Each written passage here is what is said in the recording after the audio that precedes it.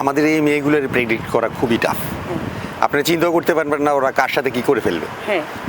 এবং আমি যতটুকু দেখতেছি এই ট্রেনিং সেশনগুলোতে ওরা খুবই পজিটিভ, ওদের মধ্যে মানে ভয় কাজ করা এইরকম কোনো কিছু আমি এখন পর্যন্ত দেখতেছি না।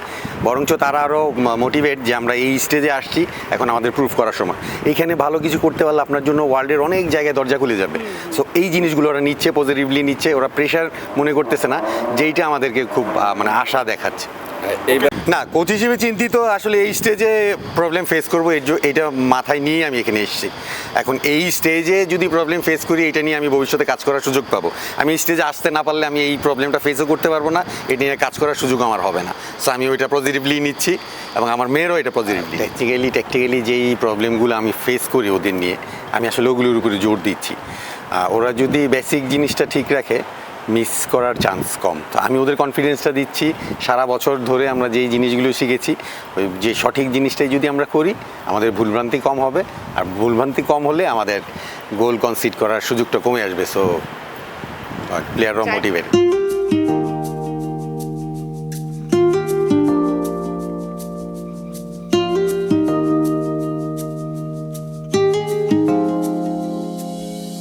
আমরা যখন কোয়ালিফাই করেছি, যখন গ্রুপিং হয়েছে, তখন থেকেই চায়না, উত্তর কোরিয়া এবং উজবেকিস্তান নিয়ে আমাদের কাজ হচ্ছে। প্রতিনিয়ত আমরা ম্যাচ দেখতেছি, ওদের স্ট্রং পয়েন্টগুলো নিয়ে, আমাদের উইক সাইডগুলো ওগুলো নিয়ে কাজ করার চেষ্টা করছি। ইভেন আজকে ট্রেনিং সেশনও প্রত্যেকটা জোনে বা প্রত্যেকটা প্লেসে ইন্ডিভিজুয়ালি প্রত্যেকটা প্লেয়ারের রেসপন্সিবিলিটি, রোলস, এগুলো আমরা বোঝানোর চেষ্টা করতেছি।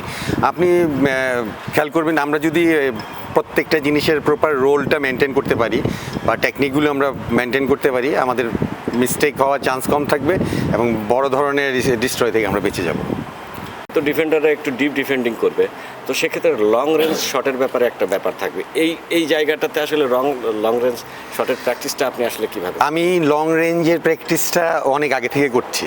যখন গ্রুপিং হওয়ার পর থেকে আমি দেখেছি ওরা কোত্থেকে মানে অন টার্গেট শুটিং করে বা কোন কোন অ্যাঙ্গেল থেকে কিভাবে ওরা ফিনিশিং টাচগুলো করে। সো ওগুলো নিয়ে আমরা কাজ করতেছি। সেট পিসের তো যেগুলো দেখানোর, আমরা যেভাবে যাই, আমাদের যে অ্যাটাকিং সেট প্লেগুলো, ওগুলো নিয়ে কাজ হচ্ছে।